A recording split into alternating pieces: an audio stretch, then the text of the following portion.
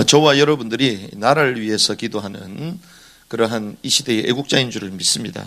특별히 우리가 이 시대를 봐야 되겠죠. 주로 우리가 모든 교회, 다른 전 세계 교회들도 가보면 강단에서 마지막 시대라고 얘기를 해요. 마지막 시대. 그냥 시대가 아니라 마지막 시대다. 그럼 저와 여러분들이 이 마지막 시대에 지금 애국운동을 하는 것인데, 이 마지막 때에 우리는 애국운동을 어떻게 해야 되는가? 말씀을 통하여 정확하게 진단하고 정확한 운동을 이루어 나가야 될 줄 믿습니다. 그래서 오늘 말씀 제목이 마지막 시대의 애국운동, 여기에 대한 해답을 우리가 가지고 시작을 해야 되겠는데요. 우리가 모든 일이 있어서 애국운동뿐만이 아니라 모든 운동에서 이전에 점검해야 될 것이 있습니다. 그 점검해야 될 것이 무엇인가? 특별히 우리가 겉에 외적인 부분인데 무엇을 점검해야 되느냐? 모든 일을 시작함에 있어서 봐야 할 것이 있습니다. 그 봐야 할 것이 무엇인가? 한 글자로 말하면 끝을 봐야 되죠. 끝을 보고 가야 되는 거죠. 우리가 경기를 한다? 결국은 뭘 봐야 됩니까? 끝, 마지막 그 점수, 상, 그리고 골, 목표를 봐야 되는 거죠. 마지막 끝을 봐야 되는 거예요. 그래서 끝을 본다는 것은 하나의 목표요, 또 하나의 결론이라고 볼 수 있습니다. 이걸 딱 봐야 되는 거예요. 그래서 우리가 막 열심히 애국운동 하는데 막 열심히 합니다. 그런데 우리가 원하는 그 끝이 무엇인가? 근데 그것이 뭐하고 맞아야 돼요? 성경하고 맞아야 돼요. 이것이 맞지 않으면 안 되는 거예요. 오늘 멀리서 오신 분들도 계시는데, 우리 강도사님은 저 연신내에서 오시잖아요. 오는데 1시간 반. 그래서 첫 차트를 와야 돼. 그럼 뭘 보고 와야 돼요? 끝을 어디서 내릴 거냐? 끝을 생각하고 와야 되는 거예요. 그렇죠. 탈 때 내가 어디 가야 될지 모르겠다. 이러면 안 타는 게 낫지. 그렇죠. 그 어디서 내려야 되는지를 몰라. 오늘 어디 가지? 지하철 내려왔는데 어디로 가야 될지를 몰라. 이러면 안 되는 거잖아요. 끝을 봐야 되는 거죠. 우리의 외적인 것이라고 볼 수 있겠습니다. 그러면 우리가 외적인 것만 봐야 되냐? 그렇지 않죠. 겉의 모습, 외적인 것도 봐야 되지만 속도 우리가 점검해야 됩니다. 이거는 내적인 것이에요. 그래서 알다시피 우리는요, 이 내적인 것을 본다는 것은 우리 속에 있는 깊은 동기입니다. 동기. 우리가 목표 끝을 못 보면 방황하지만 속에 있는 내적인 동기를 점검하지 않으면 결국 이권 때문에 나눠지게 됐어요. 일에 대한 동기, 정말 우리는 어떤 동기를 가지고 애국운동해야 되느냐, 이게 관건입니다. 그래서 저희도 부족하지만 이렇게 아침을 계속 끼우면서 기도하는 게 벌써 3년째 이제 접어들잖아요. 그 3년 동안 쭉 돌아보는 가운데에 너무나도 좋은 분들도 많이 계시고 너무나도 좋은 활동들을 하고 계시는데 결국 하나가 안 되는 게 딱 이거구나. 동기예요, 동기. 각자의 동기를 다 가지고 있습니다. 그래서 사실은 저희가 모임을 통하여 이런 분들 오시고 저런 분들 오시고 얼마나 좋은 분들이 많이 오셨어요. 그래서 우리의 꿈이 무엇이었습니까? 확장시키는 거잖아요. 확장시키는 거. 그래서 확장이 됐어요. 여기저기 모임도 생기고 막 애국 활동도 하고 이 지역에도 모임이 생기고, 그것도 막 교회도 세워졌어. 교회도 세워서 따로 막 예배도 드려. 그건 재밌습니다. 따로 예배 드리는데 왜 광고를 안 해요? 따로 예배 드리잖아요. 확장돼가지고. 그럼 같이 잔치를 벌여야지. 그렇지 않습니까? 여기도 모임이 생기고 저기도 생기고 그럼 축가를 해줘야지. 와, 확장됐다고. 왜 숨기죠? 저는 이해가 안 가. 내 머리로는 이해가 안 갑니다. 그런데 보니까 이 모임 안 오니까 그 모임을 가. 상관없습니다. 주님의 교회는 하나예요. 그런데 뭔가 숨긴다는 것 자체가 다른 동기를 갖고 있다는 거예요. 그 저는 어느 정도까지 생각하냐. 어떤 분들은 막 모임을 한대요. 그 막 교회도 세워가지고 합니다. 막 많은 사람들이 모여가지고 한대요. 그래가지고 막 건물도 잡았대요. 그런데 그 유지가 돼요? 안 돼요. 그래가지고 다른 데 가서 또 모임을 하신대요. 그런데 그 다른 데 가서 모임을 하는데도 장소만 빌리는데 그냥 한 달에 100만 원씩 나간대. 장소만 빌리는데. 그 주일날만 쓰는데. 월 100만 원씩. 그 제 마음속에 어떤 생각이냐. 그분들이 정말 원하고 하나가 된다면 우리 오전 예배 시간을 여기 비워줄 수 있다. 저는 그 정도입니다. 여기서 예배 드리면 되잖아요.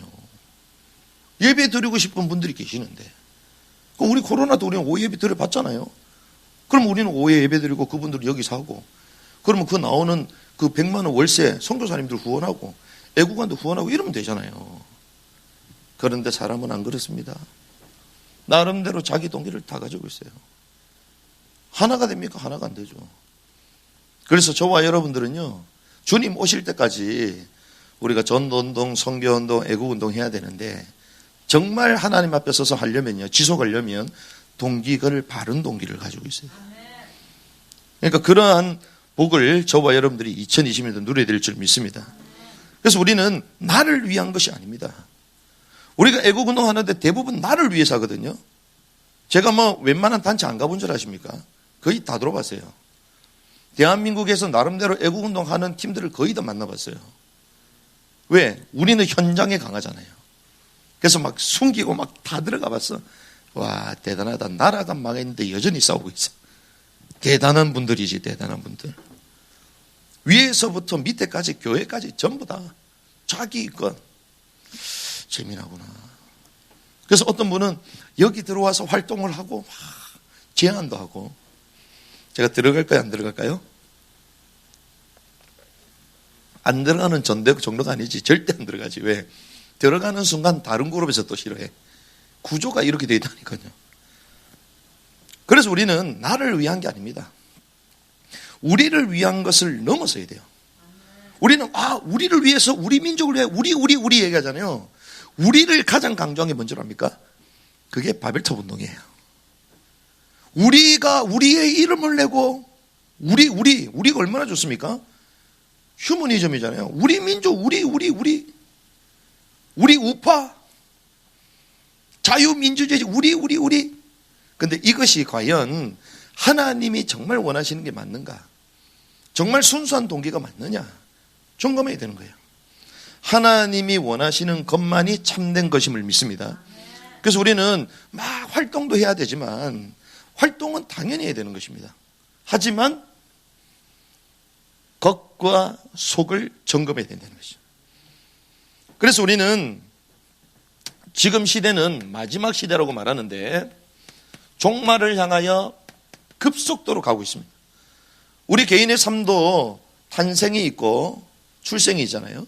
그리고 성장이 있고 이제 마지막 임종하는 종말이 있는 거예요. 개인의 종말. 역사도 마찬가지죠. 종말을 향하여 열심히 가고 있는데 이 종말의 시간표, 타임라인을 좀 볼 필요가 있습니다. 그래서 저와 여러분들 알다시피 태초에 하나님이 천지를 창조하셨잖아요. 그 이후에 역사는 시작이 되었고 이제 완성을 향하여 가고 있습니다. 시작이 있다면 끝이 있는 것이죠. 그래서 세상 역사의 시작이 있는데 우리가 알다시피 시간이 없으니까 창세기 3장 죄로 말미암아 인류가 타락했죠. 그래서 주님은 처음부터 우리에게 창세기 3장 15절 여인의 후손이 뱀의 머리를 상하게 할 것이다. 메시아의 언약을 허락하셨습니다. 그래서 그분이 오셔서 구체적으로 뭐 할 거냐? 가죽옷을 지어주신다. 이 말은 대속물이 되시게 돼요. 이 말은 우리의 죄 문제를 해결할 메시아로 오시겠다는 것이죠. 그래서 그분이 약속하신 그대로 실제로 이 땅에 오셨습니다. 그래서 이분은 요한복음 1장 1절에 보니까 태초에 뭐가 계신다? 말씀이 계시니라. 창세기 1장 1절에는 뭐라고 합니까? 태초에 하나님이 천지를, 그 태초가 나오잖아요. 그 태초는 천지 창조의 태초를 말하는 거예요. 천지 창조, 그러니까 세상 창건 그 시간을 말하는 것입니다. 그런데 요한복음 1장 1절은 그거보다 더 앞에 거예요. 태초에 뭐가 계셨다? 말씀은 곧 하나님이다. 그러니까 세상 역사의 그 태초보다 더 앞선 게 요한복음 1장 1절의 그 태초예요. 태초. 그건 하나님 계신 그 시간을 말하는 거예요. 비교가 안 되는 거죠. 그분이 1장 14절 말씀이 육신이 되어 우리 가운데 오셨다. 그런데 1장 29절에 보니까 그분은 무엇이다? 세상 죄를 지고 가는 하나님의 어린 양으로 오신 거예요. 그래서 십자가를 지셨습니다. 요한복음 19장 30절 28절에 보니까 모든 말씀이 다 응하여 진절하시고 30절에 테텔레스타이 다 이루었단 말씀이에요. 거기서 다 이루었다는 것은 무엇을 말씀하시냐? 죄 문제를 해결했다는 거예요. 죄로 말미암아 우리는 뭐가 죽었습니까? 영이 죽은 거예요. 그러면 다 이뤘다 이 말은 죄 문제를 해결했다는 것은 우리의 영을 구원하신 것이죠. 영, 혼을 구원하신 게 아닙니다. 영을 구원하신 거예요. 그러니까 다 이루었다는 이 의미는 구원, 죄사함, 영의 구원 이렇게 연결이 되는 거예요. 그래서 주님은 하나님의 어린 양으로 죄 문제를 해결하신 것이죠. 이게 주님의 초림입니다. 초림. 그런 이유에 주님은 우리에게 뭐라고 말씀하셨습니까? 마태복음 28장 18절에서 20절 모든 민족에게 가서 복음을 증거하고 제자를 삼아 아버지와 아들과 성령의 이름으로 세례를 주고 내게 분부한 모든 것을 가르쳐 지키게 하라. 이 말은 이제는 복음 전파의 시대를 주신 거예요. 요한계시록에 네 말이 나오는데 그 흰 말, 활 시위가 이미 당겨졌고 활은 이미 나갔잖아요. 그 흰 말을 복음 전파를 말하는 거예요. 그러니까 우리는 요한계시록을 계속 대환란 때라고 말하는데 대환란 때가 아니고 주님 승천 때부터 나옵니다. 시기적으로. 그래서 그 활은 어떻게 됐어요? 의인화된, 복음 전파가 의인화된 것인데 이미 활이 나갔잖아요. 달리고 이기고 이게 하더라. 복음 증가하고 마지막 끝을 향해 달려간다 이 말이에요. 계시록하고 다 연결되어 있는 겁니다 이게. 그래서 주님이 우리에게 마가복음 16장 15절 20절 모든 피조물에게 가라. 성경 우리 개혁지전 만민이지만 사실 피조물이래요. 왜? 우리 인간의 입장에서 계속 성경을 보다가 해석이 안 되니까 인간 입장으로 만민이라고 번역했는데 every creature 모든 피조물에게 창조물에게 가라. 마태복음 24장 14절 왕국의 복음이 모든 민족이 증언에 그제야 끝이 오리라 말씀하셨죠. 이 말은 교회의 시대를 주셨고 이제 구원받을 수 있는 마지막 기회 은혜의 시대, 율법으로 말미암아 죄 문제를 해결받아 구약 시대가 아니라 주님이 이 땅에 오셔서 죽은 이후에, 그래서 우리가 이렇게 합니다. 주님이 이 땅에 오셨다. 주님이 오셨다. 그때를 주로 우리는 신약이라 배워왔거든요. 신약 시대. 근데 제가 연구해 보니까 그 틀렸어. 왜? 예수님이 오셨을 때, 예수님이 한참 사역하고 있을 때 예수님이 율법 지켰을까 안 지켰을까요? 지켰습니다. 왜 지켰죠? 율법 시대예요. 구약 시대예요. 십자가에 죽으시고 난 후에 승천하시고 난 그때부터 믿으면 구원받는 거야. 그렇죠? 그럼 그때부터가 이제는 신약 시대가 되는 거예요. 그러니까 우리는 그냥 시키는 대로 신학교에서 목사님들 가르쳐준 대로 해가지고 막 배워왔는데 조금 디테일하게 보니까 그게 아니라, 그러니까 예수님 당시 때 전부 다 제자가 있었다니까요. 그러니까 주님이 죽고 난 이후에 승천하시면서 우리에게 이 시대를 여셨는데 이게 교회 시대요, 은혜 시대인 거예요. 은혜 시대. 믿으면 구원받는 엄청난 시대를 주신 거죠. 그러니까 흰 말이 달려가는 거예요 지금. 얼마나 감사합니까? 그래서 구원의 역사를 이루어 가시는 거예요. 그런데 인류의 역사는 어떻게 된다고요? 끝이 있습니다. 모든 민족의 복음이 증언해 그제야 끝이 오리라 말씀하셨잖아요. 그리고 끝난다는 이 말은 이제 주님의 이 복음이 끝까지 증거가 되고 그 이후에 주님의 왕국이 이 땅 가운데 임하잖아요. 이걸 우리는 천년 왕국이라고 얘기합니다. 그 이후에 새 하늘과 새 땅. 하늘에서부터 뭐가 내려온다고요? 새 예루살렘이 내려온다.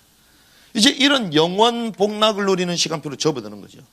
그러면 저와 여러분들이 오늘 구체적으로 봐야 될 것은 주님이 이 땅에 오신다. 이걸 우리는 재림이라고 얘기합니다. 재림. 오늘 이 본문이요, 재림 때를 말하는 거예요. 그러면 이 재림 전에 성경은 무엇을 얘기합니까? 한 일회를 말해요. 다니엘서도 나오죠. 마지막 한 일회 7년. 7년 가운데에 전 3년 반, 후 3년 반이 딱 나옵니다. 그래서 우리는 그것만 생각하면 돼요. 주님이 실제로 오신다, 재림주로 오신다, 막연하게 갑자기 오시는 게 아니에요. 오시기 바로 직전, 오신다는 그때부터 해서 7년을 거슬러 올라가면 금방 정리가 돼요. 그러면 그때 일어날 표적들이 성경에 다 나와 있단 말이죠. 성경을 교리적으로만 볼 게 아니라 문자적으로 봐야 됩니다. 두 개를 동시에 봐야 됩니다. 왜? 우리가 삼위일체 성경에 안 나와 있잖아요. 그런데 결과적으로 나오잖아요. 결과적으로. 마찬가지입니다. 성경에는 예언과 성취의 구조를 가지고 하나님의 역사를 보여주시거든요. 이루어 가십니다. 예언하시고 성취되고. 자, 예언하고 성취된다는 무슨 말입니까? 역사 위에 있는 자만이 예언하고 성취할 수 있잖아요. 역사 속에서 성취가 되잖아요. 그러니 역사 속에서 성취가 되려면 역사 위에 계신 분이 시공간을 초월하시는 분만이 예언하고 성취를 할 수 있는 거죠. 그러면 하나님만이 가능한 거예요. 그래서 재미난 사실, 이 땅에 수많은 종교가 있는데 모든 구조가 예언과 성취로 하나도 안 돼 있습니다. 왜? 역사 안에 들어와 있기 때문에. 그런데 성경만이 역사 위에 계시는 하나님이 계시기 때문에 예언과 성취로 성경이 다 구성된 거예요. 그래서 다른 종교책은 어떻습니까? 다 도덕적인 거야. 윤리 도덕적인 거예요. 인간의 틀, 세상의 틀 속에서 다 얘기되는 거예요. 그래서 저와 여러분들은 예언하고 성취하시는 이 하나님의 이 말씀 속에 마지막 때가 어떻게 될 것인가 주님은 선명하게 말씀하셨습니다. 그러면 이 마지막 때 한 일회가 남아있는데 이 한 일회의 결정적인 것은 전 세계가 하나가 되는 거예요. 통합세계가 되는 거예요. 그래서 지금 전 세계가 지금 하나로 열심히 달려가고 있잖아요. 지식사회, 초고속, 스피드 사회, 이런 사회로 지금 접어들고 있습니다. 그래서 하나된 세계가 결정적으로 이루어졌다는 증거로 평화조약을 앞으로 맺게 되겠죠. 전 세계가. 그래서 평화조약을 맺으려면 뭐가 있습니까? 하나의 툴이 있어야 되죠. 하나의 규범이 있어야 됩니다. 그래서 국제 규범. 전 세계가 똑같이 가는 거예요. 이 말은 디지털로 하나가 된다는 것이고, 통합한다는 것은 한마디로 통제한다는 것과 같은 것입니다. 그래서 감시사회가 되는 것이죠. 그러면서 겉으로 볼 때는 완벽한 세계, 안전, 보건, 전 세계 테러는 없어집니다. 그래서 주님 언제 오신다 그랬죠? 안전하다, 안전하다, 평안하다, 평안하다고 오신다는 거예요. 왜 전 세계가? 그러니까 지금 어떤 일이 전 세계 혼란이 나타나죠. 혼란을 야기시켜야 돼. 그렇죠? 혼란을 야기시켜야지 사람들이 막 시달릴 거 아니에요. 와, 괴롭다, 괴롭다, 더 이상 못 살겠다. 근데 그걸 싹 없애버려. 우와, 대단하구나. 막 돈 때문에 다들 고민하고 걱정하잖아요. 막 빚도 엄청 많이 내잖아. 그래서 평생 볼모로 잡혀요. 어떤 사람들은 페라리 그거 타고 싶어, 슈퍼카를 타고 싶어가지고 월급도 200만 원밖에 못 버는데 매달마다 내야 되는 거 뭐 60개월, 뭐 이렇게 100개월 이래가지고 할부로 한다네. 근데 그걸 타고 싶어가지고 직장에서는 200만 원 받는데 끝나고 또 밤에 또 알바를 떼요. 그래가지고 300만 원씩 넣는 거야. 그 탐은 뭐예요? 탐은 뭐예요? 갚아야 되잖아요. 볼모로 잡히는 거지. 집도 마찬가지입니다. 마음껏 집 사가라, 사가라. 왜 대출 해주겠다. 대출하면 뭐예요? 결국 그 돈을 갚아야 되는데 볼모로 잡히는 거죠. 근데 웬일입니까? 그걸 다 탕감시켜줘 버려. 그럼 전 세계가 열광할까요, 안 할까요? 세상에 공짜가 있어요, 없어요? 없습니다. 다 이유가 있는 거예요. 그런 식으로 세상을 장악해 가는 것입니다. 야금야금 자극하는. 그래서 전 세계가요, 이제는 이런 시스템으로 돌아가는 것이죠. 평화의 세계로 가는 것입니다. 지난번에 말씀드렸지만 지금 중동, 특별히 유대인, 트럼프 사회는 쿠슈니어 유대인이잖아요. 쿠슈니어 유대인이 왜 중동 아랍 나라를 돌아다니면서 왜 평화조약을 맺죠? 하나씩 57개 이슬람 국가들 하나씩 다니면서 그러고 있습니다. 뒤에서 다 진행하고 있어요. 프로젝트. 종교도 하나로 만들고 있습니다. 경제 하나로 만들고 있습니다. 정치 전부 다 하나로 되고 있습니다. 이런 쪽으로 지금 돌아간다는 것이죠. 이런 가운데에 이제 평화의 조약을 전 세계가 맺고 난 이후에 세계는 드디어 하나가 됐다. 그 상징적으로 유엔의 수도는 예루살렘이 될 것입니다. 에스겔서 38장의 12절을 보니까 뭐라고 합니까? 세상 중앙에 거주하는 너희여. 세상 중앙. 아브라함의 형제 갈등이 전 세계 갈등의 모판이잖아요. 모판. 이삭과 이스마엘의 후예들이 전 세계에 지금 싸우고 있잖아요. 아브라함이 어디요? 예루살렘, 이스라엘. 형제 갈등을 봉합하는 것 그겁니다. 여기 뭐가 세워져요? 멸망에 가증한 것이 거룩한 선에 선 것을 보거든. 그 말은 거룩한 성전이 제3성전이 세워진다는 거죠. 이게 표적입니다. 그래서 어느 날 우리는 뉴스를 보게 될 것입니다. 우와, 세계가 하나가 됐구나, 하나가 됐구나. 드디어 평화 세계가 왔구나. 정치 지도자가 막 나타나고요. 종교 지도자 나타나고 또 유대인 랍비 막 수염 기는 랍비가 나타날 거야. 나타나가지고 막 손을 잡고 막 세계는 하나가 됐습니다. 막 얘기해. 그러면서 막 이 시스템에 안 들어오는 사람은 뭐 견딜 수 없도록 만드는 거지. 이 세상으로 가는 거예요. 그러면서 뭘 지어주겠다? 성전을 지어주겠다. 성전 지을 작업이 전부 다 됐습니다. 벌써 10년 전이죠. 10년 다 됐죠. 그때 하프 4,000개, 다윗 시대에 있었던 4,000개 만들고 있습니다. 성전은 또 아무 돌로 하면 안 되거든요. 다이아몬드로 이거를 끊어내는 거야. 그런 작업을 해요. 순수하게 견고하게 그 돌들을 공수해 옵니다. 나중에 제사를 드리려면 결국 누가 있어야 돼요? 제사장이 필요하잖아요. 그럼 제사장 아론의 후손을 찾아내야 돼. 12지파가 다 흩어졌는데 흩어진 지파를 다 복귀시키거나 얄리의 운동 가운데 거기서 DNA를 조사해가지고 제사장 가문을 다 찾아내요. 그래서 어렸을 때부터 제사, 구약의 제사 있잖아요. 그 제사 드리는 걸 시뮬레이션 그대로 예행 연습 똑같이 해요. 그럼 이 언덕벽이 올라간단 말이에요. 제사 드릴 때. 그럼 여기에 걸리면 안 되잖아요. 그러니까 그럼 올라가는 것까지 오르막길 내리막길 내려오는 거 연습을 다 하고 있어요. 다 했어요. 근데 뭐만 없다? 땅만 없어요. 땅만. 근데 지금 그 땅은 지금 뭐가 있으면 알악사원이 있잖아요. 모슬렘의 3대 사원이 거기 있잖아요. 무하마드가 거기 산으로 승천했다라고 구라치고 있잖아요. 거기에 그게 있으니 그걸 손 대는 순간 세계 3차 대전이 터지는 거예요. 아무도 손을 못 대요. 그런데 웬일입니까? 아브라함이 하나님께 이삭을 올렸던 그 모리아산은 거기가 아니고 그 조금 밑에 있다. 이런 식으로 요즘 얘기를 많이 해요. 그러면 그걸 놔두고도 제3성전을 세울 수 있다라고 말하는 거예요. 그러니 그 가운데 이제 벽만 딱 세워놓고 종합에 맺으면 시작이 딱 되는 거예요. 이런 시대로 지금 급속도로 돌아가고 있습니다. 그러는 가운데에 3년 반 평화, 전 세계가 평화에 열광하는 가운데에 제사도 드려지는 가운데에 다시 성전이 회복된 가운데에 3년 반이 지나는 그 시기 때쯤 말하죠. 하나님을 섬기지 말고 나를 섬겨라. 계약, 조약을 폐기시킵니다. 그래서 이때부터 사실은 대환란의 시기가 시작되는 거예요. 그래서 오늘 본문에 보면 어느 시기냐? 오늘 본문에 말하는 시기는요. 주님이 오시는 거잖아요. 재림. 주님이 어디에서? 영광의 보좌에서 오는 것입니다. 이 말은 영광의 보좌는 주님이 공중재림이 있고 지상재림이 있거든요. 그러니까 공중재림은 신자들을 먼저 그리스도의 심판대에서 상을 주시고 그 이후에 동시로 이제는 바로 지상으로 바로 내려오시는 거예요.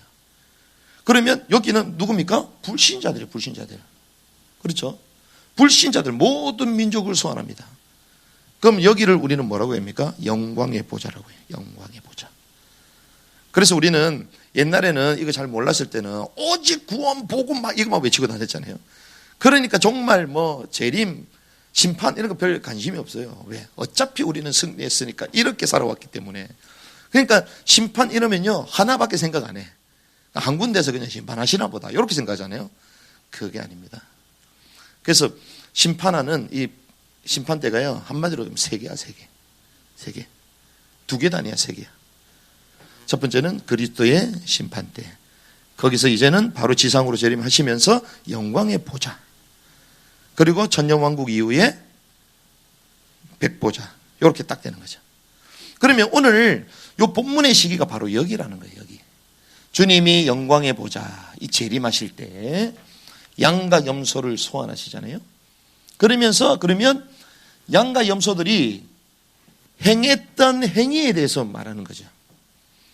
그래서 우리가 첫 번째 봐야 될 것은 오늘 본문의 상황. 본문의 상황이 재림 직전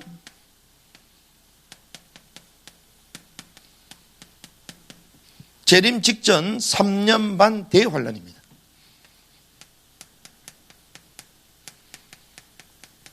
우리는 많은 분들이 7년 대환란을 얘기하지만 한 1회가 7년이고 대환란은 후 3년 반이야. 3년 반. 지상 재림 후 영광의 보좌 앞에 모든 민족을 주님 소환하시는데 여기에 대상은 불신자들입니다. 그런데 거기에 누가 있어요? 염소와 양이 나오는데 실제로 염소라고 얘기합니까? 양이라고 얘기합니까? 그게 아니죠. 양으로 간주하신다는 거예요. 염소로 간주하시는. 그래서 33절에 보니까 염소와 양으로 구분. 이걸 우리는 볼 필요가 있습니다. 34절에서 36절에 보니까 주님이 이제 재림주로 오셨잖아요. 재림 이후에는 주님의 왕국이 시작되잖아요. 그 왕국에 들어갈 자와 왕국에 못 들어간 불신자니까 불신자 어디 갑니까? 불 속에 들어가잖아요. 그래서 왕국에 들어갈 자와 불 속에 들어갈 자를 여기서 구분하시는 거예요. 그걸 양과 염소로 간주하시는 것입니다. 그런데 여기에 들어가야 돼서 주님이 선언하신 선언 정확하게. 그러면서 첫 번째는요. 오른편에 있는 자들. 양으로 간주하죠. 성경이 뭐라고 합니까? 복받은 자들이요 이렇게 합니다. 복받은 자들이다. 복을 받았다는 거예요. 그러면서 이렇게 얘기합니다. 34절 우리 같이 한번 읽어봐요. 34절입니다. 시작. 그때의 왕이 자기 오른쪽에 있는 자들에게 이르되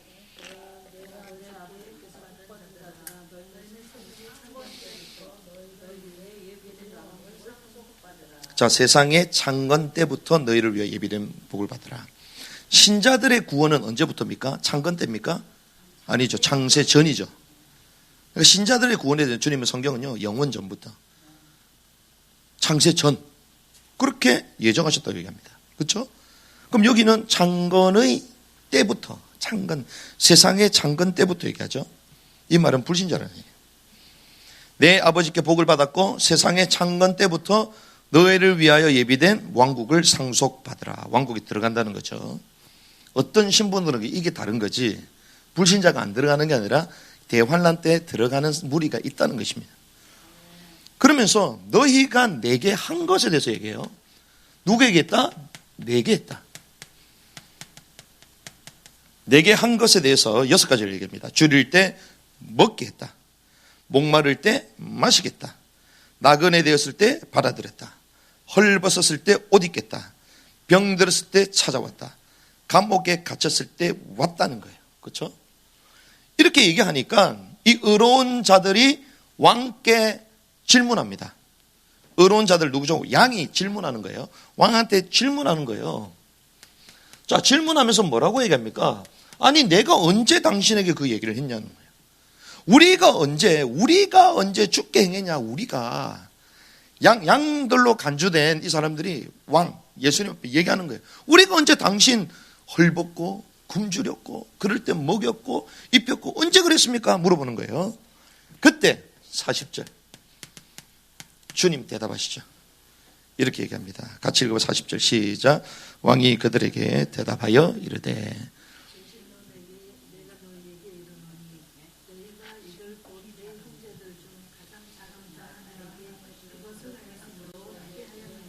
그렇습니다. 왕이 그들에게 대답하여 이르되 진실로 내가 너에게 이르노니 너희가 이들 곧 내 누구? 형제들.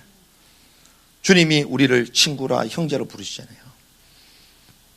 너희가 누구에게? 나의 형제들에게 있다. 그러면 너희는 나의 형제다 아니다? 아니다는 거죠. 신분이 다른 겁니다. 그렇죠? 내 형제들에게 하지 않았냐 너희들이.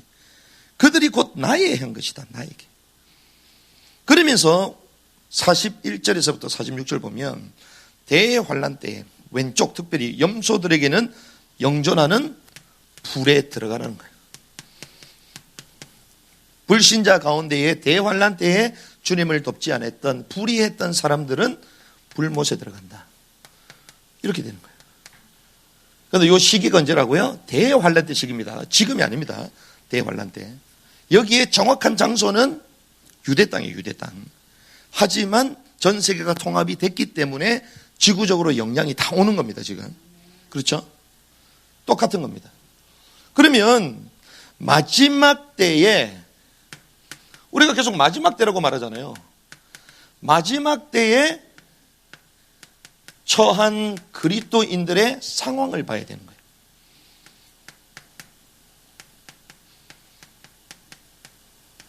이걸 통하여 알 수 있습니다. 우리가 지금 대환란 때는 아니지만 거의 모든 민족에게 뭐가 증거되고 있어요? 복음이 증거되고 있잖아요. 계속 우리는 아직까지 복음 안 전해진 데가 많다 그러는데 많아요 적어요? 적습니다. 많다. 여전히 많다. 맞아요 틀려요? 틀린 거예요. 현장을 모르는 거예요. 왜? 객관적인 데이터를 하나님 주셨잖아요. 모든 민족마다 그들의 언어로 성경이 번역됐잖아요. 거의 다 되고 있잖아요. 근데 내가 가서 복음 안 전했다고 복음 안 전해졌대. 맞아요 틀려요? 재밌습니다. 다른 단체들 다 그래요. 우리가 안 갔기 때문에 복음 안 전해졌대. 와 대단하다. 하나님보다 위대하다. 우리가 이런 착각 가운데 계속 있습니다. 기본적으로 전 세계에 교회가 세워지지 않고 성경도 없는 그런 나라가 거의 없어요. 급속도로 들어가고 있습니다. 급속도로 들어가니 또 갈수록 저항이 심해지는 거죠. 똑같습니다. 자, 마지막 때에 처해진 그리스도의 형편을 보면 오늘 몇 가지라고 얘기했어요? 6가지. 요걸 얘기합니다. 자, 그럼 마지막 때에 6가지 형편이 우리에게 어떻게 된다? 주어진다는 거예요. 줄인다는 거예요. 결국 어떤 문제? 먹는 문제. 마트 못 갑니다. 쉽게 얘기하면 먹는 문제. 목마름. 목말랐다? 물을 왜 못 마셔? 목마른데 물을 못 마신다는 거잖아요. 갈증을 느낀다는 거예요. 엄청난 고난과 스트레스와 이런 것들이 온다는 거예요. 나그네 된다는 겁니다. 나그네는 집이 있어요 없어요? 없다는 거예요. 집이 없다는 거예요. 편안하게 집에 거주할 수도 없는 상황이 오겠구나. 헐벗었다고 얘기합니다. 옷도 입기 힘들어요. 병 무슨 말입니까? 의료 혜택도 받지 못하는 거예요. 의료 혜택. 그래서 요즘 코로나 검사 이거 맡아야지 갈 수 있고 백신 맞아야지 병원도 가잖아요. 그런 상황이에요 지금. 갈수록 더해집니다. 지금은 서막이라니까요. 감옥에 간다? 무슨 말입니까? 우리가 왜 감옥 가죠? 우리는 법 없이도 살 사람인데. 무슨 말이에요? 올바로 사는 사람이 오히려 불의를 행한 것처럼 간주되는 시대가. 그 말은 불법이 합법이 되는 세대. 그러니까 동성애가 차별금지법이 통과되면 이제 그것이 합법인 거죠. 쉽게 얘기하면 이런 식으로 간다는 거야. 무교범의 사이로 간다는 것입니다. 그러면 잘 보세요. 이 6가지 상황이 변해 안 변해요? 주님이 변한다고 얘기했어요? 주님의 말씀은 불변합니다. 변하지가 않습니다.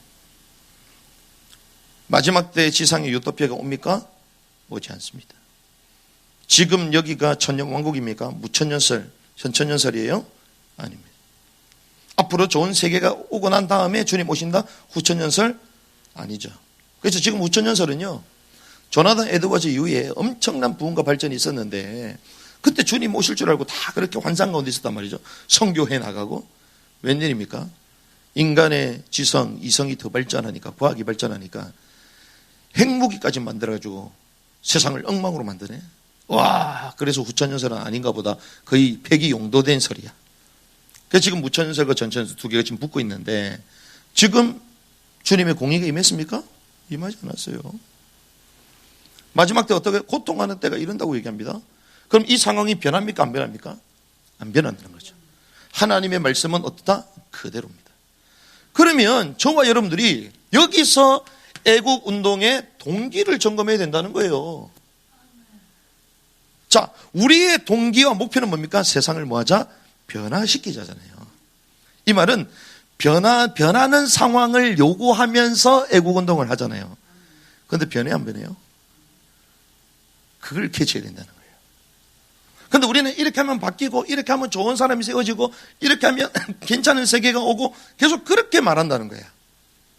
그러니까 힘을 내가지고 모여가지고 헌금도 막 해요. 재밌습니다. 성경을 모르는 불신자들은 그게 가능해요. 성경을 모르니까 그런 소망을 가지고 할 수 있습니다. 하지만 우리가 소망을 갖지 말자, 이게 아니라 더 근본적인 것을 진단하고 알아야 된다는 거예요. 세상을 변화시키자. 변화됩니까? 안 변합니다. 와, 트럼프를 전부 다 믿고 있어. 트럼프가 여러분들의 마음을 속 시원하게 해줬어요? 여전히 그런 사람들이 있어요. 여전히. 그렇다 할지라도 결국 같은 팀이야. 속으면 안 됩니다. 그 사람이 예수님을 영접하고 그럴 수 있겠죠.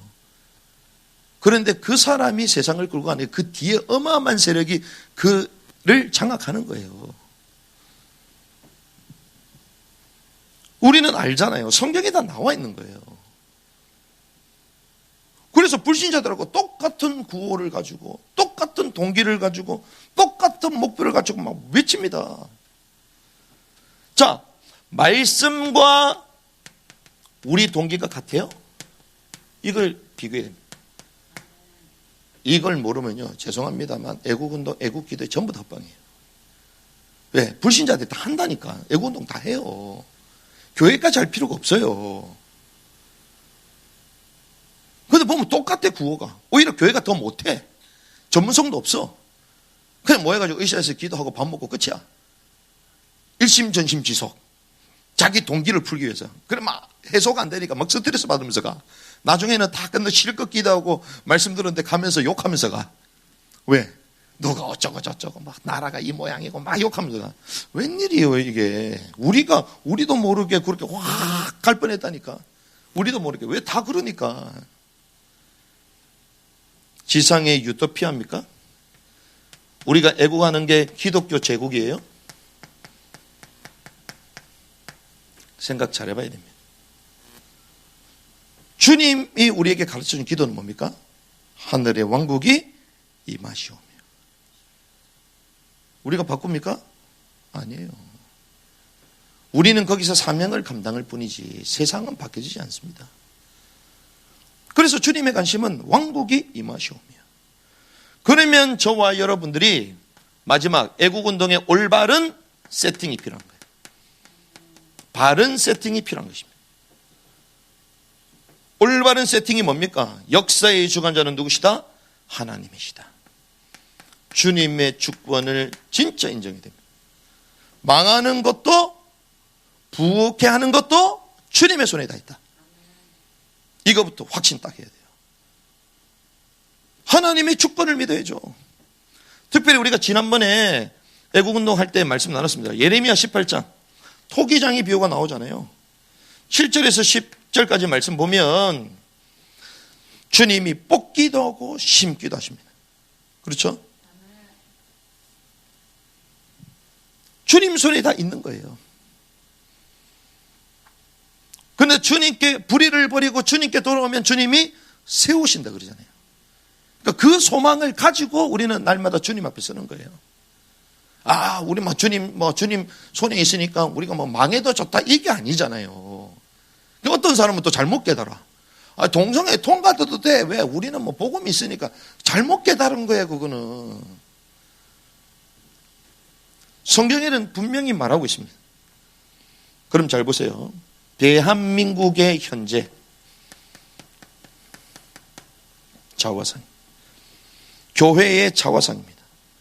교회의 자화상. 하나님은 교회에 뭐부터 하기 원하시냐? 우리가 역대하 7장의 말씀 나눴잖아요. 주님은 회개하기 원하십니다. 이 회개는 한마디로 얘기하면요, 내적인 것이요, 소극적인 거예요. 그래서 어떤 데는 막 계속 회개만 말하거든요. 소극적인 거, 소극적인. 성경은 두 방면이 있습니다. 적극적인 회개, 소극적인 회개가 있어요. 자, 소극적인 거예요. 교회의 회개 운동부터 시작돼야 돼요. 우리 마음을 주님께로 돌이키고, 지난주에 목사님 말씀하셨잖아요. 기복주의, 물량주의. 죄송합니다. 애국운동 하는 사람들 신비주의 엄청 많습니다. 하나님은 그것도 걷어내기 바래요. 막 대단한 분인데 막 누가 이번에 될 거다, 막 주님이 들려줬다, 막 헌금하고 다 해. 좋은 일은 전부 다 해. 나중에 그 사람 돼요? 안 돼요. 그 주님은 도대체 어떤 주님이야? 틀린 답을 알려주는 하나님인가? 막 누가 이번에 돼야 된다고 막 그런 사람이 많아요. 신기하구나. 그 봤더니 그분 누구예요? 물어봤더니 뭐 목사님도 아니야, 전도사도 아니야. 신기하구나.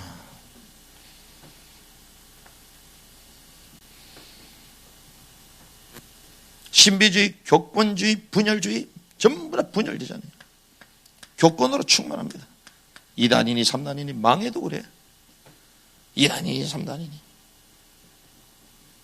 성경도 제대로 모르면서 2단이니 3단이니. 그 시간 있으면 가서 전도해라.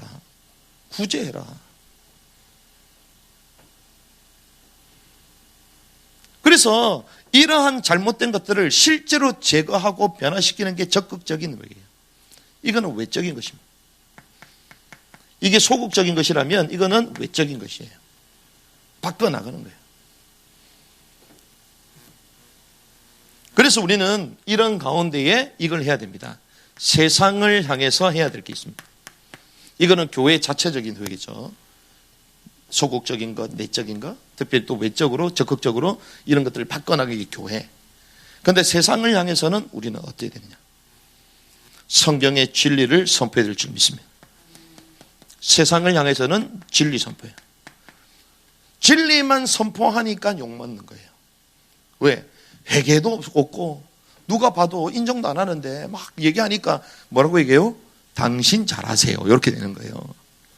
교회가 문제입니다. 이렇게 얘기하는 거예요. 그러면 잘 보세요. 다니엘이 어떻습니까? 다니엘을 건들 사람이 아무도 없어요. 왜? 하나님 앞에 스스로 겸비된 사람이에요. 자신의 정결케 하고 뜻을 정했습니다. 남들보다 10배의 지혜가 있었습니다. 그러니 뜻을 정하여 신앙 고백 진리를 선포하니까 어떻게 돼요? 왕까지 무릎을 꿇어버려요. 왕까지 무릎을 꿇어요. 다니엘과 함께하는 하나님을 찬송할지라 그러잖아요. 그런데 막 제대로 하지도 않고 맨날마다 직장은 늦게 오고 늘 자기 욕심 부리고 막 이런 인간이 와가지고 막 나라를 위해서 막 들을까요? 안 들을까요? 이 때문에 나는 자파를 하겠다 이럽니다. 이런 가운데 빠져버렸어요 지금. 노아는 어땠습니까? 노아는 방주운동 했다 그러잖아요. 방주운동. 방주를 제작했습니다. 순종했어요. 하지만 뭐 했어요? 의를 선포했습니다. 방주를 만들고 사람들이 손가락질하는 가운데서도 의를 전파했습니다. 그러니까 하나님의 말씀에 순종하고 다른 사람 이런저런 말을 해도 싸우는 게 아니라 올바로 또 진리를 선포하고, 그러니까 교회 자체적인 내적인 또 외적인 회개가 있었고 세상을 향하여 당당하게 진리를 선포하는 두 방면. 에녹이 어떻습니까? 에녹은 우리가 종말론적인 선지자라고 알잖아요. 300년 동안 하나님과 함께했다. 무드셀라 날 때의 종말의 계시를 듣고 나서 정신을 바싹 차리고 300년 동안 하나님과 동행했다. 우린 요 정도만 알잖아요. 그래서 이야, 정신 차리면 300년 동안 이제 하나님과 함께 해야 되나 보다, 그렇게 생각하는데 그 정도가 아닙니다. 유다서에 보면요, 에녹은요 엄청나게 강력한 사람이야. 강력한 사람. 진리를 선포했잖아요. 전부 다 불의해. 불의한 가운데 그 모든 걸 떨쳐버리고 오직 의만 선포하고 되는 거예요. 선지자. 그 시대의 선지자 에녹이. 그래서 우리는요, 이러한 시대에 기도와 전도와 선교와 또 이 모든 것의 기준이 되는 말씀 속으로 들어가야 될 줄 믿습니다. 이런 삶이 우리의 삶이 세팅돼가지고 움직여야 되는 거예요. 당당하게 움직여야 됩니다. 아벨이 어떻습니까? 아벨 최초의 순교자잖아요. 예배 때문에. 예배 때문에 죽어버렸어. 순교를 당해버렸어. 근데 재밌습니다. 우리는 그래서 우리 예배 견디자 그러잖아요. 그렇지, 코로나 방역 패스 그런 가운데서 우리 대면 예배하고 우리가 당당하게 예배드리자, 핍박받는다 막 이러잖아요. 교회 사람들이 와가지고 우리를 공격하고 막 이래도 우리 교회를 지켜야 돼 막 생명 걸고 막 유튜브 찍고 막 이러잖아. 아벨은 죽은 게 중요한 게 아닙니다. 뭐가 중요한 줄 알아요? 그 직업이 양치는 자잖아요. 생각해 보세요. 양을 쳐가지고 먹을 수 있나요? 그 시대에 그걸 먹을 수 있어요? 노아 이전의 사람이잖아요. 노아 홍수 이주에 주님은 동물을 먹을 걸로 주셨잖아요. 먹을 수 있어요? 못 먹습니다. 못 먹는데 양치기를 했어. 목축업을 했어요. 왜? 온전히 하나님을 예배하기 위하여 선택해버린 거예요. 의식주를 포기하고 그걸 선택해버린 거예요. 그게 아벨입니다. 아벨이 단순한 신앙이 아니에요. 우리는 마지막 때 이것도 있고 저것도 있고 저것도 다 있어야 되고 이걸 지키기 위해서 막 나라 위해서 기도하잖아요. 왜? 세상을 바꿔야 되니까. 내 걸 다 놓치니까. 그럼 마지막 때는 근데 이런 환란이 온다 했잖아요. 깨닫는 은혜가 있기를 바랍니다. 그래서 우리는 바른 동기를 가지고 말씀을 정리하겠습니다. 우리의 최고 관심은 무엇입니까? 하나님의 왕국이 이 땅 가운데 임하는 것임을 믿습니다. 이것이 우리의 소망입니다. 그래서 이 땅의 것을 팔아서 하늘의 왕국, 부름의 상을 사야 되는 거예요. 그래서 올해는 우리는 뭡니까? 부름의 상을 향해 전진하잖아요. 전진하는데 구체적으로 어떻게? 하나님을 전심으로 이웃을 전심으로 사랑하자. 나라의 회복은 그러면 필요 없습니까? 아니, 필요 있습니다. 왜 그런 줄 압니까? 나라 위해서 우리가 기도하고 왜 해야 되냐? 하나님이 우리에게 일시적인 시간을 충분하게 주시는 것입니다. 나라를 깨우고 회복시키면 일시적으로 우리에게 더 많은 시간이 주어지는 거예요. 어떤 시간? 사명을 감당할 시간을 더 주시는 거예요. 만약에 우리나라 공산주의 내보세요. 예배 자체도 못 드려요. 선교가 뭡니까? 못 나가요. 지키기만 급급합니다. 왜 북한 사람들이 죄송합니다만 탈북해가지고 막 예수 믿는다고 하면서도 막 목사도 이런 사람들이 선교를 잘 안 하는 줄 알아요? 자기 신앙생활 할 때 그런 개념을 들어본 적이 없어요. 견디는 것만 자기끼리 돼 있어. 견디는 것만. 선교에 관심 없습니다. 선교하면 또 어디 또 북한이래, 북한. 전체를 못 봐. 또 우리는 막 열심히 열방을 가잖아요. 열방을 위해서 열방만 그래 열심히 가세요. 열방을 하려면 출발해야 되는 당신 나라가 망하는데, 나라가 망해버리면 열방으로 갈 수가 없어요. 그래서 중국에 지금 선교사들이 갈 수 있어요? 못 갑니다. 중국에는 감시체제가 돼가지고 2명 모이는 것도 감시하고 고발합니다. 예배를 못해요, 중국은. 근데 거기서 나는 선교사로 선교로 가야지 갈 수 있어요? 못 가요. 그래서 하나님이 자유민주주의 체제, 기독교 이 부흥의 큰 불길이 있는 민족들을 통하여 사명을 힘있게 감당하게 하시는 거예요. 그 사명을 주신 것입니다. 그래서 남한에 자유가 있으니까 70년 동안 열심히 선교했잖아요. 여러분 들어보셨어요? 북한 출신의 선교사입니다. 들어봤어요? 아제르바이잔에 갔는데 북한 출신의 선교사가 와 있어요? 있어요? 없어요? 없습니다. 그러면 우리가 왜 이걸 해야 됩니까? 이러한 체제, 성경의 토대, 이 틀 속에 하나님의 사명을 감당할 수 있는 민족으로 세웠기 때문에 시간을 버는 거예요.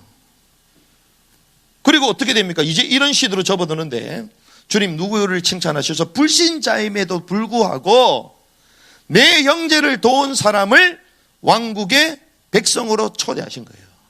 그럼 지금 뭐 해야 됩니까? 형제를 돌아봐야 돼요. 불신자 전도는 당연한 것이고 형제를 돌아봐야 돼요. 내 형제를 돌아봐야 돼요. 내 형제들이 고난을 당한단 말이에요. 내 형제들이 왕국에도 못 들어가고 징계 장소로 간단 말이에요. 그래서 주님은 이 땅에서 뭘 세울 시간표를 교회를 세울 시간표를 주신 것입니다. 이 교회는 건물 세워놓고 그게 아닙니다. 계속 막 요즘은 막 역전의 용사들이 모여가지고 기뻐갖고 막 만드는데 그래도 없애버리고 또 서로 상처받고 뭐합니까 도대체. 형제를 돌봐야 돼요. 지금은 형제를 돌본다. 형제는 뭡니까? 교회인데 교회는 주님 보실 때 뭐죠? 신부입니다. 신부. 그리스도의 신부로 나중에 새 하늘과 새 땅이 이 땅에 내려올 때에 우리가 어떻게 해요? 두 가지 의미가 있습니다. 실제 물리적이면서도 영적인 의미예요. 요한계시록 딱 나오잖아요. 그럼 우리가 새 예루살렘이 우리는 그걸로 생각하잖아요. 이런 건물이 딱 내려온다 생각하잖아요. 그런 의미도 있을 수 있어요. 그런데 성경은 그것만 말하잖아요. 그리스도와 연합된 신부 본체 자체가 새 예루살렘, 그 의미도 들어가 있어요. 거기에. 형제를 돌아본다. 그리스도의 몸을 세워가는 것입니다. 그리스도의 신부로 단장하는 것이죠. 그래서 우리는 이제 뭐 해야 됩니까? 세월을 아껴야 됩니다. 하나님이 왜 세월을 주셨죠? 상을 계속 쌓아갈 수 있는 시간을 주신 거예요. 지금 우리가 이거 몰랐을 때는요, 빨리 가고 싶잖아. 뭐 죽으면 끝인데, 뭐 죽으면 천국 가니까 우리 이렇게 생각했잖아. 그래가지고 대충 괜찮아. 어차피 주님 앞에 갈 건데 계속 이렇게 생각한단 말이에요. 아니요. 이 땅에 있을 때 선을 행한 게 하나도 없어요. 주님 앞에 갔을 때에 징계의 장소로 가는 거야. 없는데 뭐. 주님은 속히 오셔서 상 주기를 원하시는데 상 받을 게 없어요. 그래서 제가 이걸 딱 알고요. 뭐가 깨달아지냐. 오래 살아야 되겠구나. 우리의 신앙이 구원받았기는 다 끝났다. 이게요. 우리도 모르 은연 중에 죽으면 끝난다. 이게 딱 남아있어. 아닙니다. 바울은 그래서 남아있는 기간 동안 뭘 아껴라? 세월을 아끼라고요. 죽으면 끝난다. 빨리 간다. 이런 말한 적이 없어요. 바울은. 세월을 아끼라는 거예요. 아껴서 뭐 해라? 상을 쌓아가라는 거예요. 지상에서. 원리입니다. 그래서 어떤 상을 쌓습니까? 어떤 을을 행합니까? 바리새인보다 높은 을을 적극적으로 행하는 거예요. 그게 상급입니다. 바리새인은 율법적으로 겉으로만 을을 행했잖아요. 바리새인보다 난 의가 뭡니까? 우리의 혼도 무너지는 것입니다. 그 상대의 깊은 부분을 깨뜨려보고 우리가 진짜 섬기는 거예요. 양들에게 저는 이 생각을 했습니다. 이거 만약에 대환란, 주님은 대환란 이전에 뭐가 되라? 첫 열매가 되라. 휴거가 되라는 거예요. 그러니까 밥 갈다가 갑자기 여자들이 사라져 버리잖아. 이게 휴거를 말하는 거예요. 그러면 이게 휴거된다는 첫 열매, 성전 안에 드리는 가장 가치 있는 거잖아요. 그러면 대환란 때에 또 뭐가 나오죠? 순교자가 나오잖아요. 순교자. 순교자는 익은 곡식입니다. 익은 곡식. 익은 곡식이라도 돼야 될 줄 믿습니다. 첫 열매, 제일 좋은 건 첫 열매. 그래서 와, 첫 열매는 지금 아무나 되는 게 아니에요. 왜? 첫 열매는요, 에녹입니다. 에녹. 제가 볼 때는 첫 열매는 바울이에요. 야, 그러면 일단 나하고는 조금 갭이 있으니까 어떻게 해서든지 순교자로도 도전해야 되는데, 그럼 생각해 보세요. 이런 대환란 가운데 죽으면 뭐다? 순교자다. 그럼 오늘 본문에 나오는 요 존재는요, 순교자도 지나고 마지막 3년 반 대환란을 다 겪은 사람들이잖아요. 그러니까 주님 또 오셨으니까 다 겪었어. 그럼 이건 뭐라고 합니까? 나중 익은 곡식이라고 그러잖아요. 그럼 마지막 대환란 때 우리가 막 고난을 당하고 있어. 양들이 도와줬어. 와, 감사하다, 감사하다. 이게 아니고 마지막 때 양들에게 도움받는 자가 우리가 돼야 되겠냐 이 말이에요. 되지 말라는 겁니다. 근데 의를 행한 게 하나도 없어. 도움받아야 돼. 이 말입니다. 이게 첫 열매 상급이 다르고요, 순교자의 상급이 다르고, 요거는 나중 익은 곡식, 끝까지 다 익어야 돼. 엄청난 고난을 당하는 거예요. 이런 가운데 세상의 역사는 완성될 것인데, 이때 우리가 말세지말 끝을 향해 달린 이때에 우리 하나님 우리에게 세월을 주셨습니다.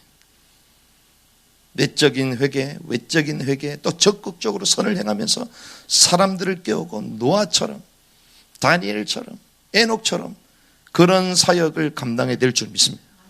그래서 우리가 점검해야 되는 거예요. 겉과 속을 계속 점검하고요. 그래서 다음 주는 이스라엘 리바이벌 이정 목사님이 오시기로 했어요. 그렇게 해서 이분도 나를 위해서 늘 기도하는 분인데, 그럼 유대인 사역을 하잖아요. 유대인 최고 팀들하고. 그럼 또 그들이 보는 또 나라 회복 운동을 가장 많이 앞서서 한 나라가요, 유대인들이에요. 우리나라보다 더. 그들은 또 어떻게 보고 있냐, 어떻게 생각하냐. 그래서 우리가 이 마지막 때에 하나님 우리에게 축복의 기회를 주셨다. 더욱더 하나님 앞에 설 수 있는 좋은 기회를 주셨다. 그래서 좋은 많은 우리가 배워야 될 단체들이 있지만 우리는 그런 걸 다 배우되 정말 순수하게 올바른 말씀을 가지고 올바른 마지막 시대의 애국운동을 해야 되겠다. 그런 복을 누리는 저와 여러분들 되시기를 주님의 이름으로 축복합니다.